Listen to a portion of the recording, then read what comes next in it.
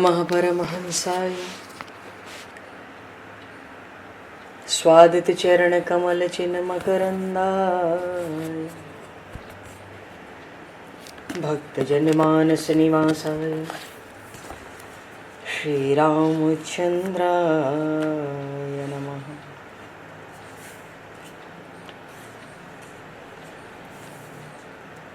वंदे विदेहतनया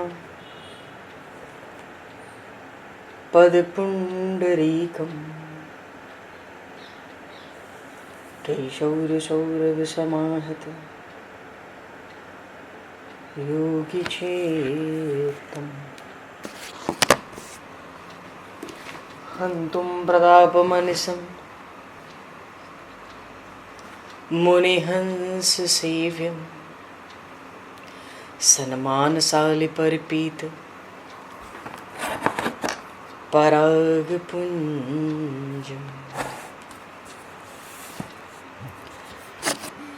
यत्र यत्र रघुनाथकीर्तनं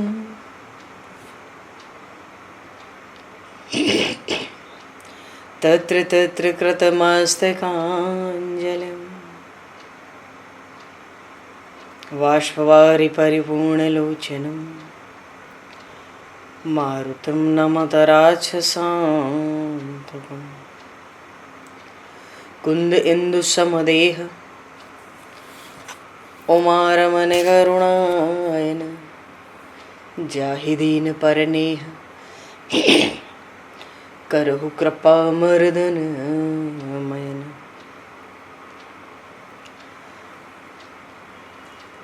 प्रहलाद नारद पराशर पुंडरीक व्यासे अम्बरीश शुक शौनक भीष्म दालभान रुक्मांगद अर्जुन वशिष्ठ विभीषणादीन एतानहं परम भागवतान् नमामि। श्री सीतानाथ समारंभां श्री रामानन्दार्य मध्यमाम् अस्मदाचार्य पर्यन्तां वन्दे गुरु परम्पराम्।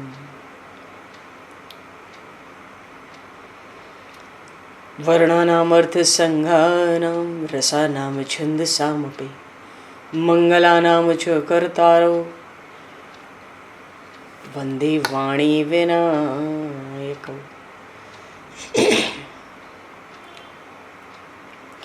नान्यास्पृहा रघुपते हृदये स्मदीये सत्यं वदामि च भवान् किलान्तरात्मा भक्तिं प्रयक्ष रघुपुङ्गवनर्वरां मे कामादिदोषरहितं कुरु मानसं च।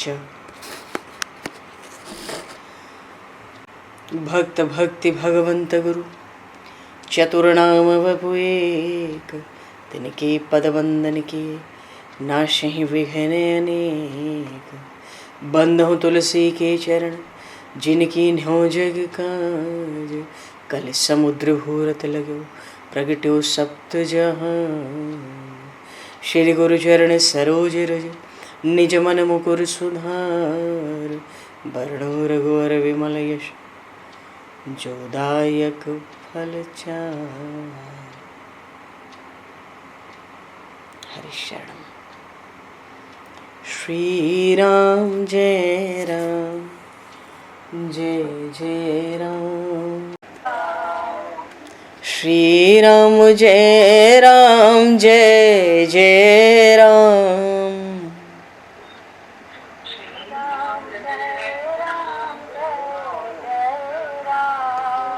श्री राम जय राम जय जय राम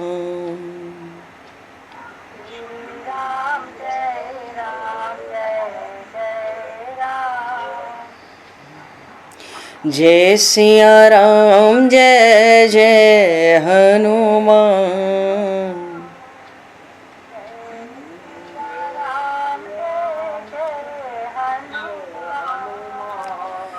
श्री गुरु रामानंद भगवान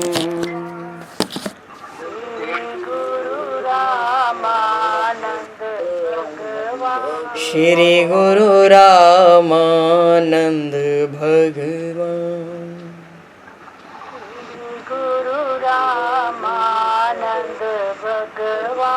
श्री राम जय राम जय जय राम।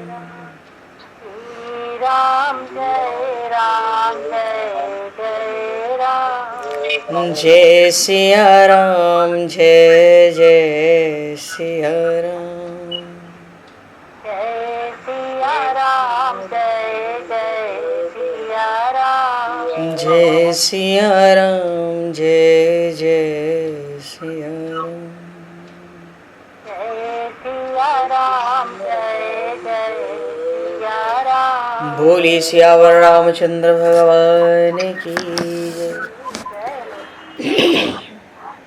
संपूर्ण राम दरबार की जय। श्री अवध मिथिला धाम की जय। श्री बांके बिहारी लाल की जय। 84 कोस ब्रजमंडल धाम की जय। श्री रामचरितमानस जी महाराज की जय। श्रीमन्नाम महाराज की जय। श्री पंडरीनाथ भगवान की जय। कली पावन अवतार गोस्वामी तुलसीदास जी महाराज की जय। सब संतन की जय, सब भक्तन की जय, समस्त वैष्णवन की जय, समस्त पूर्वाचार्य चरणन की जय, समस्त संप्रदाचार्यन की जय। श्री सद्गुरुदेव भगवान की जय। गंगा मैया की जय, जमुना मैया की जय, सरजू मैया की जय, गौ माता की जय, तुलसी माता की जय, पृथ्वी माता की जय, एकाशी महारानी की जय। जय जय श्री सीताराम, जय जय श्री राधेश्याम। नमः पार्वती पते हर हर महादेव। हरिशरणम।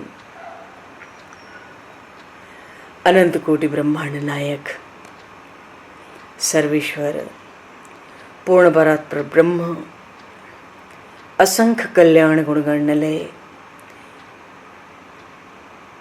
भक्तवांशा कल्पतरु शरणागत वत्सल भक्त वत्सल दीनबंधु दया सिंधु श्री कौशल्य आनंद वर्धन श्री दशरथ नंदन श्री जानकी कंठभूषण भगवान श्री सीताराम जी महाराज की असीम कृपा करुणा से श्री हनुमान जी महाराज की परम पावन भावमयी सन्निधि में महापुरुषों की भावमयी उपस्थिति में एवं आप सभी श्रद्धालु भक्त वैष्णवों की मंगल सन्निधि में मानव जीवन का सर्वोत्कृष्ट फल भगवत गुणगान भगवत कथा का आनंद हम सभी श्री राम कथा के माध्यम से प्राप्त करने जा रहे हैं। सर्वप्रथम आप सभी भक्त जनों के श्री चरणों में भगवत भाव से सादर वंदन सादर नमन। आप सभी को यथा योग्य जय सिया राम, जय जय श्री राधे हरि श्याम, जय श्री राम।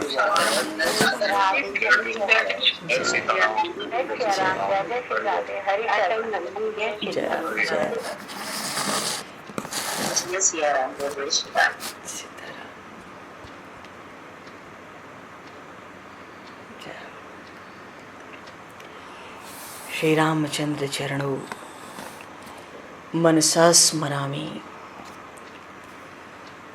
श्री रामचंद्र चरणों वचसा गृणामि। श्री रामचंद्र चरणों शिरसा नमामि। श्री रामचंद्र चरणों शरणं प्रपद्ये। माता रामो मत्पता रामचंद्रः, स्वामी रामो मत्सखा रामचंद्रः, सर्वस्वं मे रामचंद्रो दयालुर्, नान्यं जाने नैव जाने न जाने। मंगलम कौशलेन्द्रस्य महनीय गुणालये, चक्रवर्ती तनुजाय सार्वभौमाय मंगलम। रामं रामानुजं सीतां भरतं भरतानुजं, सुग्रीवं वायुसूनं च प्रणमामि पुनः पुनः। नमोस्तु रामाय सलक्ष्मणाय दिव्यै च तस्मै जनकात्मजाय। पूर्व प्रसंग में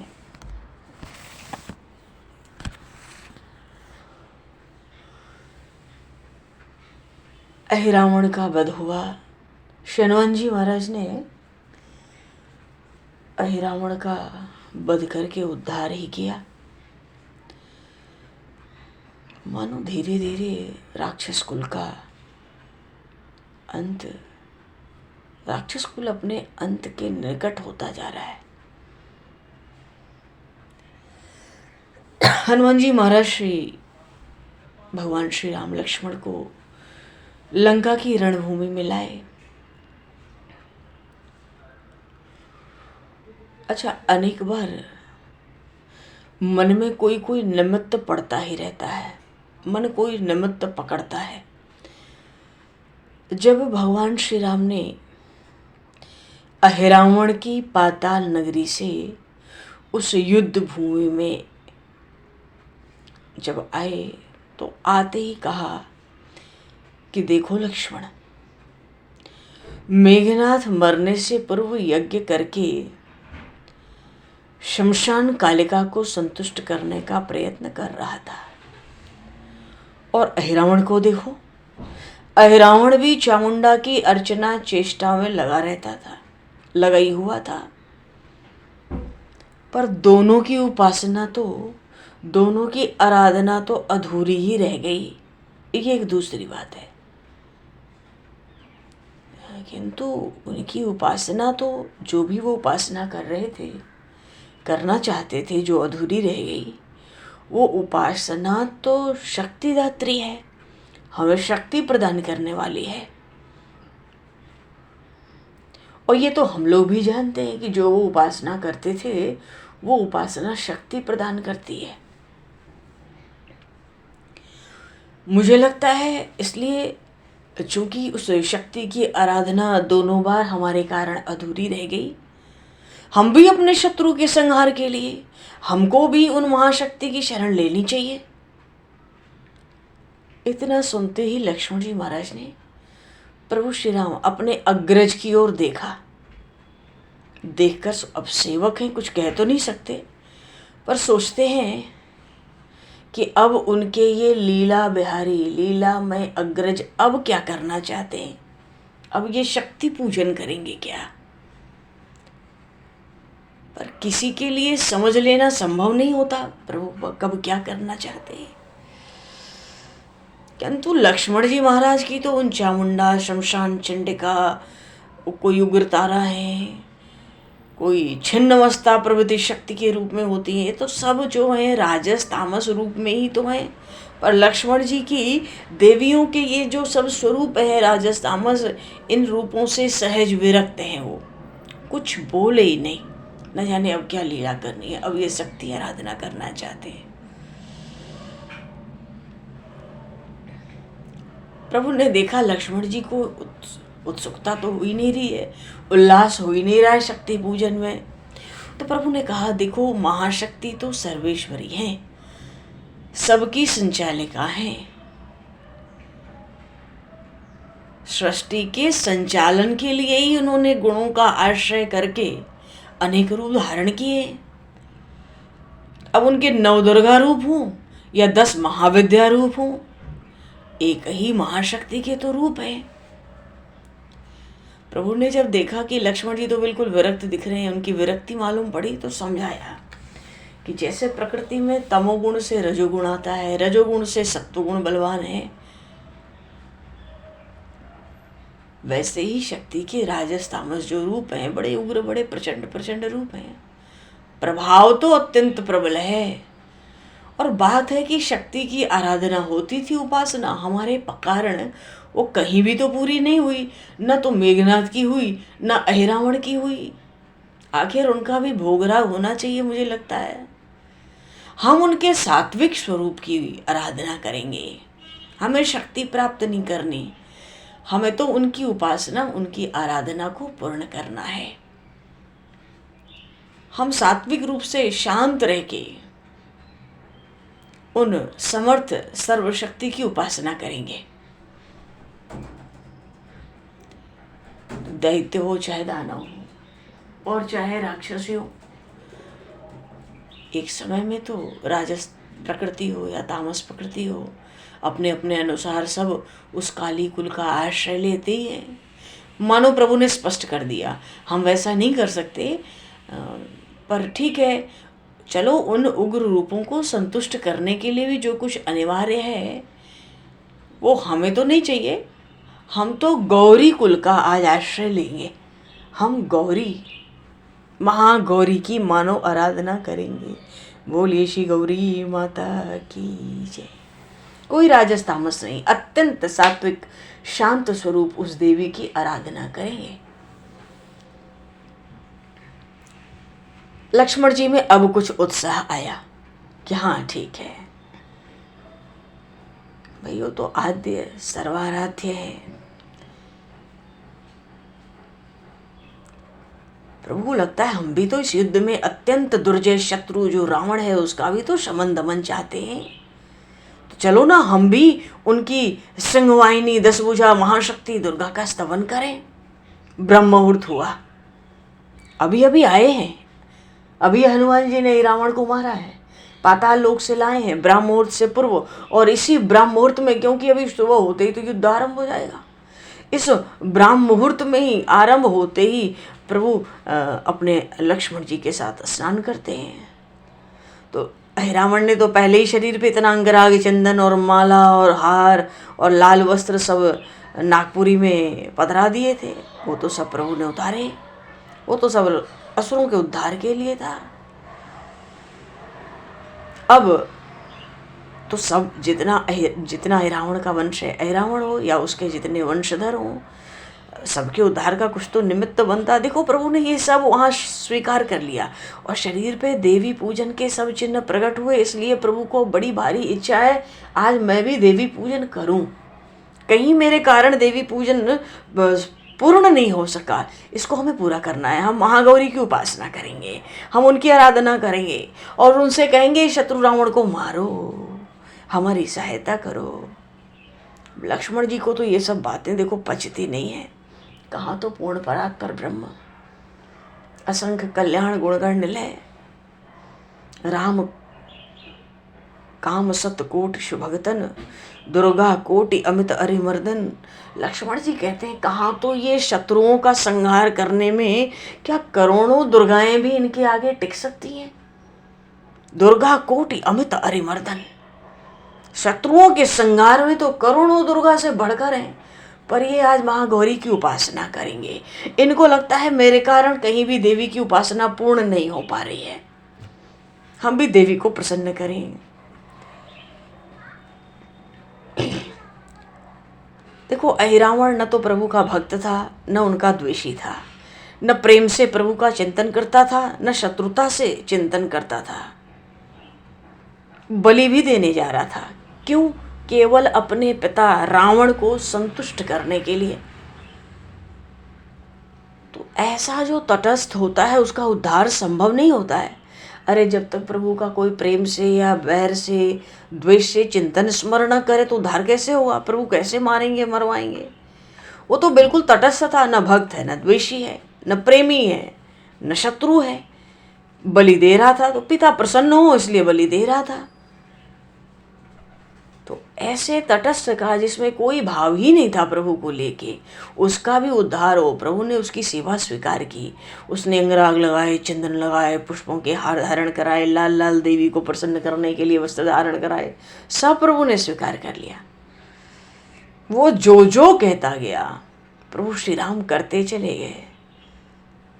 और उसी ने तो कहा था अपने प्रिय का स्मरण करो, तब पवन पुत्र का स्मरण कर लिया प्रभु ने। तो अब तो वो प्रयोजन पूर्ण हो गया ना। तो जो जितना कुछ उसने श्रीअंग पर अर्पित किया था प्रभु के, उनको विदा कर दिया प्रभु ने। फिर से बलकल धारण कर लिया। अब इनको कोई पूजन सामग्री तो चाहिए नहीं, क्योंकि वो तो दयामयी है। महागौरी का स्वरूप तो अत्यंत दयामयी है। वो कहाँ सामग्री संभार देखा करती हैं। उनमें उनकी अर्चना की सामग्री तो यही है कि अंतःकरण भावित हो।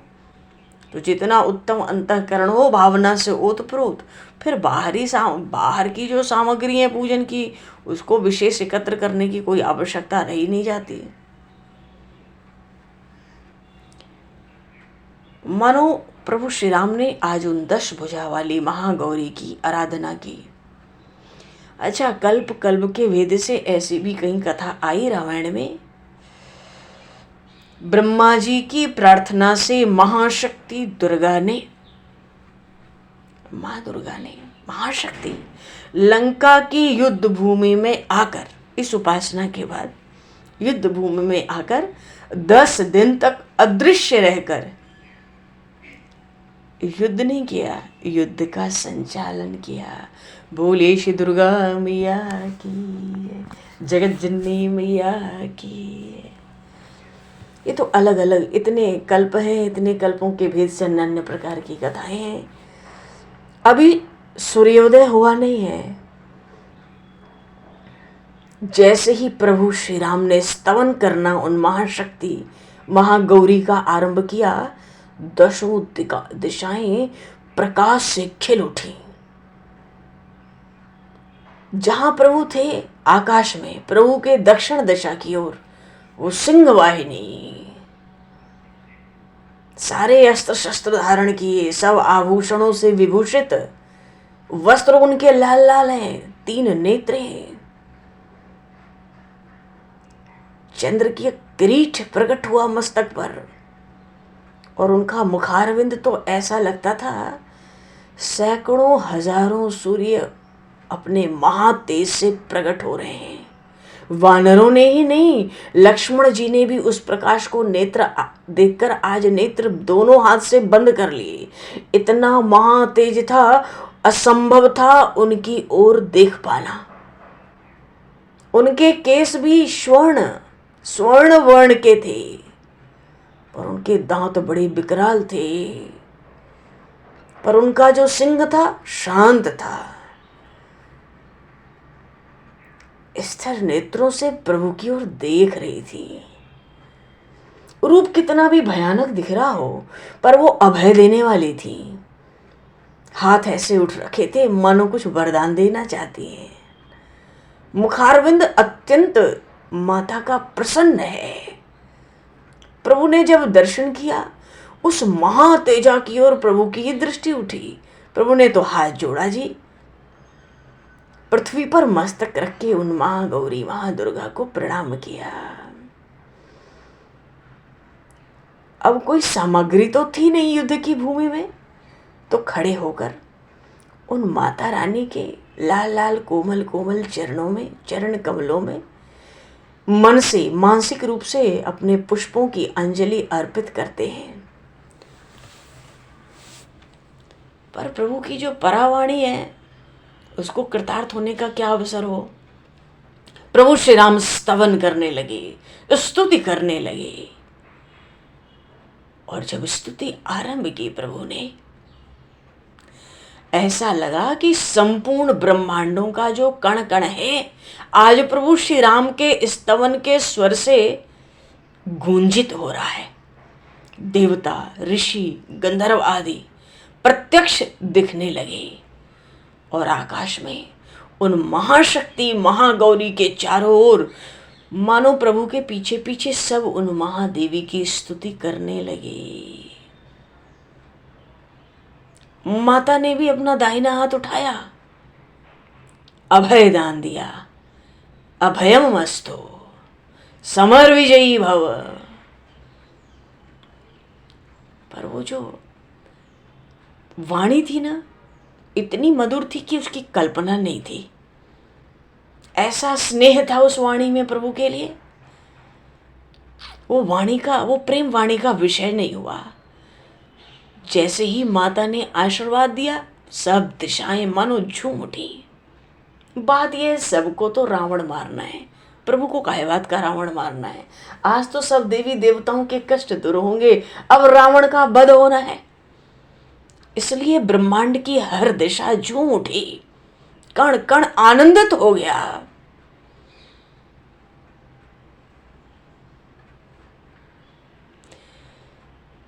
इतना आनंद हुआ, प्रभु श्री राम संपूर्ण वानर सेना मानो उन महादेवी की उस महातेज में, उनके अतिशय मंगलमय आशीर्वाद में सब स्नान कर रहे हो। अरे वो संपूर्ण ब्रह्मांड की विधायिका है, संपूर्ण विश्व की विनोदिनी है। कहती है, भगवान श्री राम से कहती है, आपको इस स्तवन की, इस स्तुति की आवश्यकता थी क्या? आपका संकल्प आप जो संकल्प करें उस संकल्प को तो ये शक्ति का जो स्वरूप है इसको तत्काल ग्रहण करता है। लेकिन आप तो मर्यादा पुरुषोत्तम हो, आप तो अपनी ही मर्यादा से सबकी महिमा को बढ़ा देते हो। विश्व के लिए एक आदर्श, एक मर्यादित परंपरा की हर क्षण आप स्थापना करते हो और स्थापित की हुई उस परंपरा की, मर्यादा की, आप स्वयं उस परंपरा का पालन भी तो करते हो। माता महागौरी ने प्रभु से कहा, आप तो अच्युत हो, आप अविनाशी ब्रह्म हो, और हे नाथ आप तो नित्य विजयी हो। मैं किसको विजयी होने का शुभ वचन सुनाऊं? आप तो नित्य विजयी हो। इतनी बात सुनने के बाद लक्ष्मण जी के चित्त को तभी संतोष होता है जब प्रभु श्री राम की कोई ब्रह्म रूप में वंदना करता है। लक्ष्मण जी महाराज को कोई उनको महापुरुष, योगी और महान वीर इतना समझ के जब तक कोई उनका पराक्रम गाता है प्रभु श्री राम को, लक्ष्मण जी को, प्रभु श्री राम का लक्ष्मण जी महाराज को संतोष नहीं होता। जब देवी ने ये कहा कि आप अच्युत हो, आप अविनाशी हो, अच्युतम केशवम राम नारायणम कृष्ण दामोदरम वासुदेवं हरिं श्रीधरं माधरं गोपिकावल्लभं जानकीनायकं रामचन्द्रं भजे जानकीनायकं रामचन्द्रं भजे अच्युतं केशवं राम नारायणं कृष्ण दामोदरं वासुदेवं हरिं श्रीधरं माधरं गोपिकावल्लभं जानकीनायकं रामचन्द्रं भजे जानकीनायकं रामचन्द्रं भजे जानकीनायकं रामचन्द्रं भजे।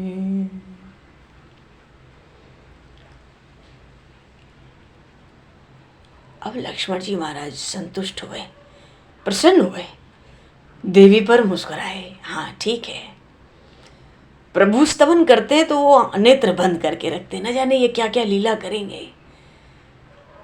पर जब देवी देवता स्तवन करते हैं वो प्रसन्न होते हैं। ठीक है, माता कहती हैं आप अच्युत हो, आप अविनाशी हो, आप तो नित्य ही विजयी हो। अब ये नहीं समझ में आ रहा था वानरी सेना को। लक्ष्मण जी भी सोच रहे हैं मेरे अग्रज इन महागौरी की स्तुति कर रहे हैं या ये महाशक्ति, महातेजा, महागौरी ही मेरे अग्रज की स्तुति कर रही हैं। वानरों को भी लगता है कौन किसकी स्तुति कर रहा है, इस समय आराधना किसकी चल रही है। लक्ष्मण जी देखते हैं प्रभु तो उनके उपासना में लगे हैं, लेकिन वो आद्या जो है, आद्य शक्ति क्या कहती हैं? वो आदि शक्ति कह रही थी प्रभु से, ये जो दुर्जय दशग्रीव है, सचमुच इस रावण को जीतना असंभव सा था, ये अजेय था, इसका तो युद्ध में आना अभी बाकी है। इसलिए उन आद्य शक्ति महागौरी ने भी कहा ये जो दुर्जय है, कह दिया कि अजेय है, ये दशग्रीव कुछ भी है आपका ही है, ये तो आपका जन है। इसलिए आप अपने ही कर कमल से इसका ये जो रूप है ना, भयंकर आतंक का, इसको आप अपने कर कमलों से मिटा दो। कह दिया स्पष्ट, ये तो आपका ही पार्षद है, श्राप से राक्षस हुआ है, अब इसके उद्धार का समय आ गया है प्रभु। अब इसका पराभव होना चाहिए। आप तो अपने जनों का, वे कहीं भी किसी रूप में हो, आपके जो अपने निजजन हैं उनका पराभव, उनको पराजित कोई भी नहीं कर सकता, आप ही कर सकते हैं। दूसरे में इतनी शक्ति कभी नहीं आएगी कि वे आपके आश्रितों को पराजित कर सके। यह है तो आपका अनन्य पार्षद, पर इसका ये जो भयंकर रूप है शाप, आज आप अब इसको मिटावें। प्रभु श्री राम ऐसे सुन रहे हैं मानो कुछ सुन ही नहीं रहे हैं। सिर झुकाकर भगवान श्री राम निरंतर ही माता महागौरी उन महातेजा का स्तवन करते ही जा रहे हैं, मानो हम कुछ सुन नहीं रहे। वैसे भी प्रभु का स्व बड़े संकोची नाथ, प्रभु वन में भी जब बड़े बड़े ऋषि मुनि प्रभु को आसन देकर 16 प्रकार से पूजन करके स्तुति करते थे, हाथ जोड़कर नमामि भक्तवत्सलम कृपालुशील कोमलम, प्रभु सिर झुकाए बैठे रहते थे। आज ये आद्य शक्ति प्रभु का स्तवन कर रही हैं और उपाय बता रही हैं। प्रभु ऐसे कर रहे हैं, ऐसे स्तुतियां पढ़ते जा रहे हैं, वंदन कर रहे हैं जैसे कुछ सुनी ना रहे हो। क्योंकि जिस वाणी में प्रभु को प्रशंसा मिलती है स्वयं की, वहाँ प्रभु बड़ा संकोच मानते हैं, सिर झुका लेते हैं। वो निरंतर सिर झुकाकर स्तुति कर रहे हैं। और कैसे स्तुति कर रहे हैं जी? नेत्रों से जल प्रवाहित हो रहा है। माता महागौरी के रूप का दर्शन करके प्रभु श्री राम के शरीर में, तन में बलखावली है, रोम रोम खड़े हो गए आनंद से। और स्तवन करते समय प्रभु श्री राम का स्वर भी बड़ा गदगद हो रहा है, एकाग्रता में मगन हो गए हैं। पर प्रभु श्री राम की जो परावाणी है, सृष्टि के कण कण को श्रद्धा का, निष्ठा का मानो कोई बड़ा पवित्र उपहार दे रही हो। ये सब कुछ तो प्रभु आदर्श ही रख रहे हैं। अरे वे ही प्रभु तो अनादिकाल से सब प्राणियों के जड़ चेतन कोई हो, सबके पथ प्रदर्शक तो आज तक वही है। वे ही प्रभु तो अंधकार में भटकते जीवों के लिए प्रकाश बनकर आते हैं। इसलिए आज वो ही प्रभु जब स्तुति करते हैं, देवी उपासना करते हैं, उनकी ये स्तुति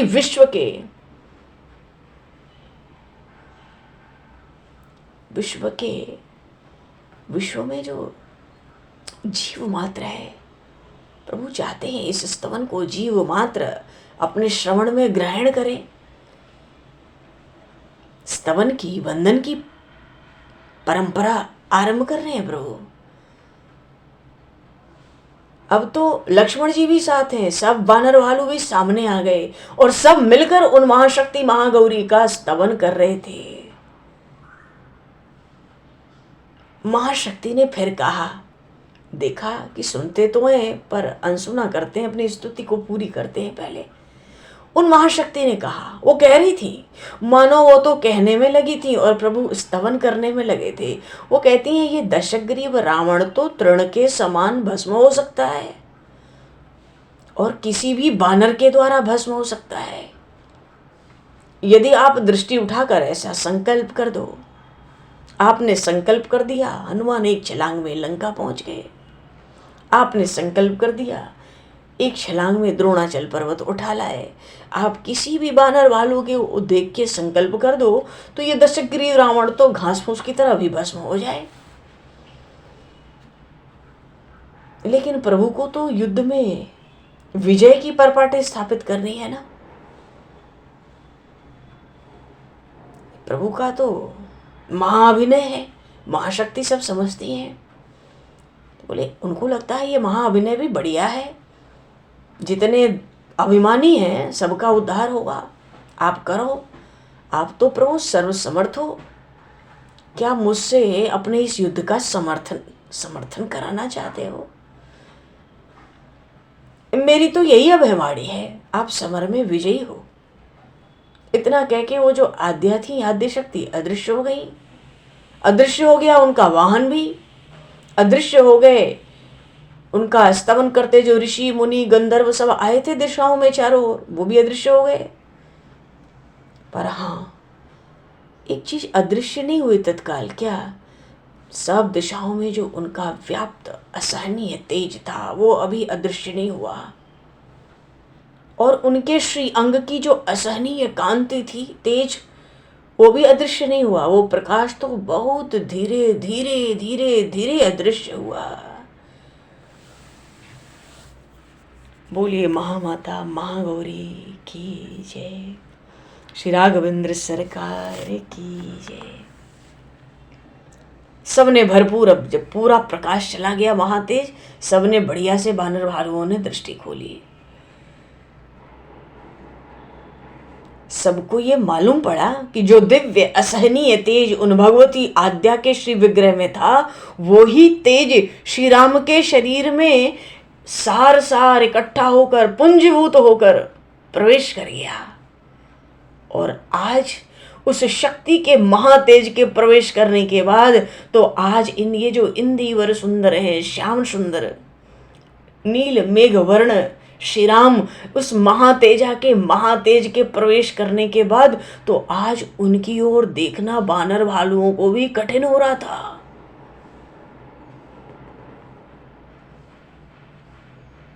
बड़ा भारी तेज, महातेज प्रवेश करा दिया माता ने प्रभु श्री राम के भीतर। अब भी लग रहा था कि आकाश में अदृश्य रूप से आशीर्वाद की वर्षा हो रही है, और सब अपने कानों से सुन भी रहे हैं। क्या सुन रहे हैं? समर विजयी भव, समर विजयी भव। आकाश का एक एक कण, पृथ्वी का एक एक कण आज आशीर्वाद दे रहा है प्रभु को, समर विजयी भव, समर विजयी भव, समर विजयी भव। क्योंकि अब रावण को मरना है। सबका हृदय खिल गया, उल्लास, इतना आनंद हुआ, अत्यंत उल्लास से सारी सेना भर गई। और जो युद्ध की छाई हुई मन पर कोई भयानक स्थिति थी रावण से युद्ध की, वो तो मानो चली गई, आनंद भर गया हृदय में। आज इतना आनंद वानरी सेना में, पूरी सेना में एक साथ हुआ, जैसा उत्साह और आनंद युद्ध से पूर्व था उससे भी बढ़कर हुआ।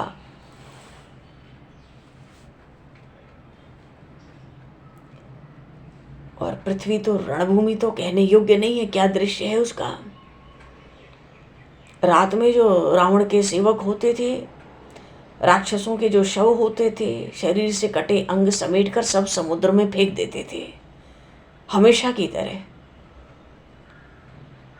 जितने घोड़े, हाथी, गधे, खच्चर थे, उनके वाहन, जो उनके भी शव समंदर में फेंक दिए जाते थे।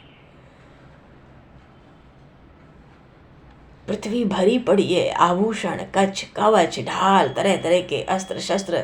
वहां चलना भी कठिन है।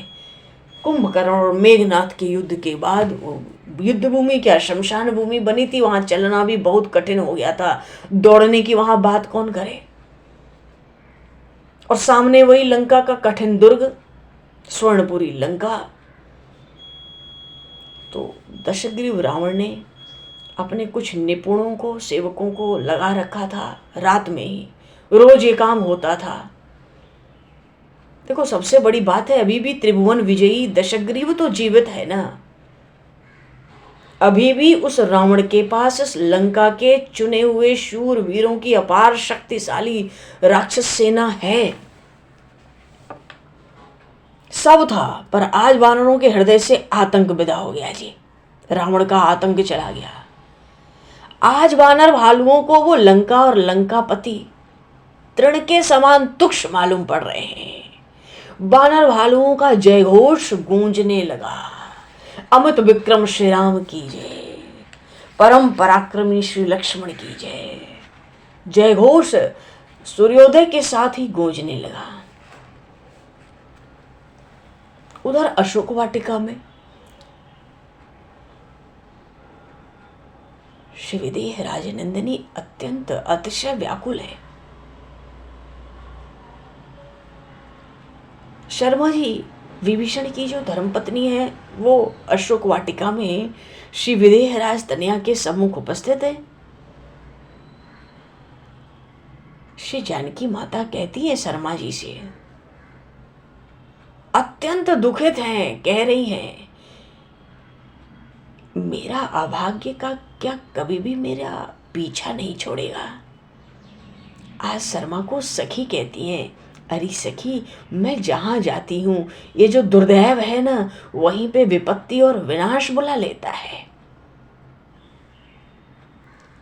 शर्मा जी, अरे सखी, मुझे ये बताओ, क्या ये मेरा अभाग्य मेरा पीछा कभी छोड़ेगा? कभी तो मन में विचारती है ना, कभी लक्ष्मण को शक्ति मिलती है, कभी स्वामी भी नागपाश में होते हैं, कभी अहिरावण उठा ले जाता है। और सबसे बड़ी बात शर्मा जी से आज श्री जानकी माता कह रही है, मैं बताऊं सखी, मेरे कारण मेरे पिता की जो पुरी थी ना, मिथिलापुरी, जनकपुरी, मेरे ही कारण शत्रुओं ने वहाँ घेरा डाला था। मेरे जनकपुर में जितने नगर के प्रजा थी, 1 वर्ष तक अत्यंत विषम स्थिति थी। 1 वर्ष तक राजाओं ने डेरा डाल के रखा था, घेर के रखा था युद्ध के लिए। और पीछे से वो जो घेरा डाले थे राजा राजकुमार, मानो जितने स्वयंवर में आते थे, ये प्रसंग पहले आ चुका है स्वयंवर के समय, तो बताती हैं कि स्वयंवर के समय जितने घेरा डाले थे, बलपूर्वक स्वयंवर चाहते थे राजा राजकुमार, मेरे ही कारण पीछे से मारे गए। क्योंकि जब माता सुनैना से पता चला पिताजी तपस्या कर रहे हैं, अरे वो तो विदेह हैं, वो क्या युद्ध करेंगे, मिथिला तो बड़ी शांत है, विदेहों की नगरी है। तभी श्री जानकी माता ने अपनी माँ से कहा था, माँ, शत्रु के संहार के लिए पिताजी तपस्या कर रहे हैं, आप कहें तो मैं अब बताओ। पर ब्रह्म परमात्मा की पराशक्ति है वो। संकल्प से करोड़ों सैनिक प्रकट हुए, सब समाप्त हुए, पर आज उसका स्मरण हुआ अशोक वाटिका में, मेरे ही कारण वो राजा राजकुमार मारे गए, कितने तो घायल हो गए, कितने अपमानित होकर भाग गए। मैं अयोध्या आई तो मेरे स्वामी को राज्याभिषेक के दिन वन में आना पड़ा। और मेरी अयोध्या में मेरी जो बड़ी ही वात्सल्यमयी स्नेहमयी सासुएं हैं, जिनकी तुलना साक्षात उन महालक्ष्मी से, शारदा से, या उन भगवती पार्वती के समान है, वो मेरी स्नेहमयी वात्सल्यमयी सासुएं विधवा हो गई।